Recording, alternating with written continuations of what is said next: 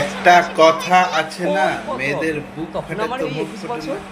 তাই বলে তোর তো মায়ের বিয়ের তখন বয়স কথা ছিল 18 চেপে বছর। রাখা সম্ভব না। তাই বেশি কথা না বাড়িয়ে ভিডিওটি শেষ পর্যন্ত দেখা যাক। আরে না না, আমি আমার বিয়ের কথা বলছি না, আমি তো শুধু হিসাব করছিলাম। আমার বয়স এখন 23 বছর। আচ্ছা বাবা, মা মরে যাওয়ার পর থেকে তো তুমিই আমার সব দায়িত্ব নিয়েছো। হ্যাঁ, তা বাবা বলছিলাম, আমিও তো বড় হয়েছি আর তোমারও বয়স হয়েছে, আমার দায়িত্ব এবার অন্য কারোর হাতে দেওয়ার ব্যবস্থা করো। কি বলছিস?